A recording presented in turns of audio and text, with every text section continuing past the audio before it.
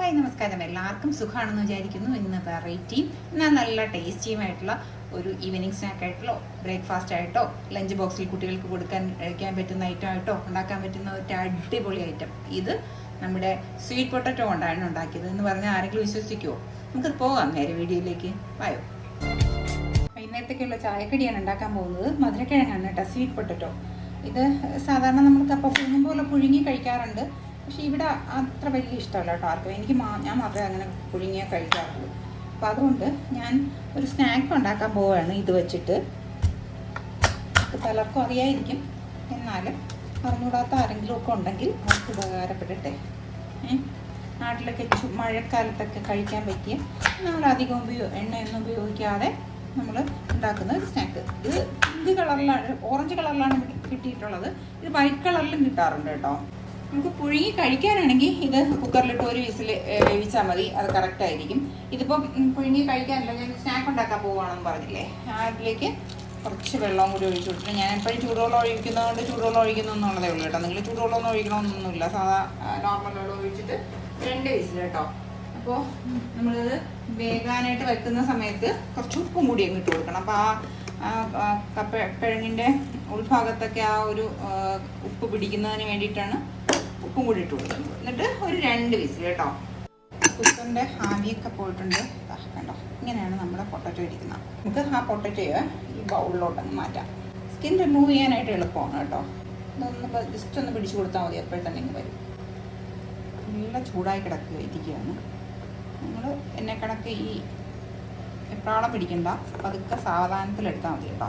ഇപ്പോൾ ഞാൻ എടുത്ത് വെച്ചിട്ടുണ്ട്, സ്കിന്നൊക്കെ റിമൂവ് ചെയ്തിട്ടുണ്ട്. ഇനി ഒരു ഫോർക്ക് കൊണ്ടോ ഒരു സ്പൂൺ കൊണ്ടോ ഒന്നങ്ങ് പ്രസ് ചെയ്ത് ഇതൊന്ന് ഉടച്ചെടുക്കണം കേട്ടോ.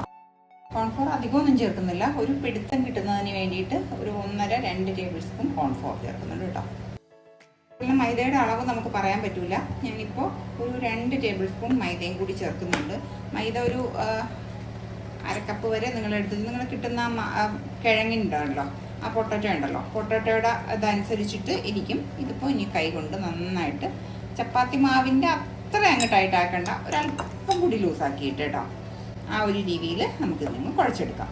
അവസാന ട്രിപ്പ് നമ്മൾ കുഴയ്ക്കുമ്പോഴത്തേക്ക് കൈ ഒന്ന് നന്നായിട്ട് കഴുകിയതിന് ശേഷം കുഴക്കണം കേട്ടോ. അല്ലെങ്കിൽ ആ ഒട്ടിപ്പിടിക്കുന്നത് നമ്മുടെ കയ്യിൽ പിന്നെ ഒട്ടിപ്പിടിച്ചുകൊണ്ടിരിക്കും. നമുക്ക് മാവിൻ്റെ കറക്റ്റ് ടെക്സ്ചർ അറിയാൻ പറ്റില്ല.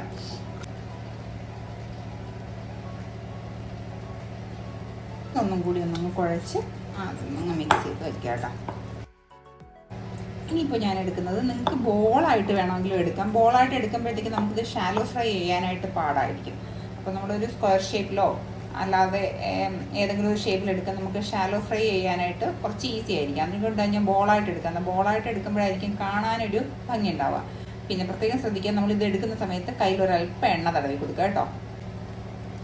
ഇത് ഒന്നിങ്ങനെ ഒന്നങ്ങ് ആക്കി കൊടുക്കുക. ഇല്ല ഇങ്ങനെ എടുക്കാനായിട്ട് വല്ല കട്ടറോ വല്ല എന്തെങ്കിലും ഉണ്ടെങ്കിൽ അങ്ങനെ ചെയ്തെടുത്താൽ അത്രയും നന്നായിരിക്കും. ഇനി ഇതിലേക്ക് ഞാൻ ചെയ്യുന്നത് കുറച്ച് ചീസ്. എൻ്റെ കയ്യിൽ ഇപ്പോൾ മൊസല്ല ചീസ് മാത്രമേ ഉള്ളൂ, അതുകൊണ്ട് ഞാൻ മൊസല്ല ചീസ് ഇട്ട് കൊടുക്കുന്നു എന്നുള്ളതേ ഉള്ളൂ. നിങ്ങളുടെ കയ്യിൽ മറ്റേ ചീസ് ഉണ്ടെന്നുണ്ടെങ്കിൽ ആ സാധാ ചീസ് ഇട്ട് കൊടുത്താലും മതി കേട്ടോ.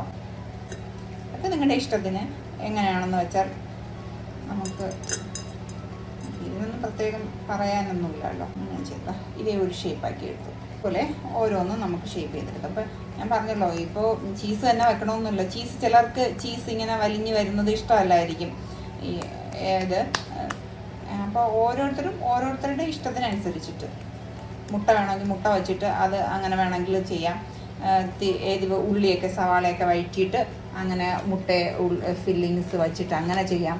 എങ്ങനെ വേണമെങ്കിലും ചെയ്യാം കേട്ടോ. അതൊക്കെ ഓരോരുത്തരുടെ ഇഷ്ടത്തിനനുസരിച്ചിട്ട്. പക്ഷേ വൈകുന്നേരത്തെ ചായക്കടിക്ക് ഇത് അടിപൊളി സൂപ്പറാണ് കേട്ടോ. ഷാലോ ഫ്രൈ ആണ് ചെയ്യുന്നത്. അപ്പോൾ അതുകൊണ്ട് ഞാൻ ഓയിലൊന്ന് ബ്രഷ് ചെയ്ത് കൊടുത്തിട്ടുണ്ട്. ഒരല്പം ഓയിലൊന്ന് ബ്രഷ് ചെയ്ത് കൊടുത്തിട്ട് ഇത് കുറച്ച് ചെറിയ തീയിലിട്ട് ഇങ്ങനെ തിരിച്ചു മറിച്ചു വിട്ട് ഇങ്ങനെ ഫ്രൈ ചെയ്തെടുക്കണം എന്നുള്ളതേ ഉള്ളൂ.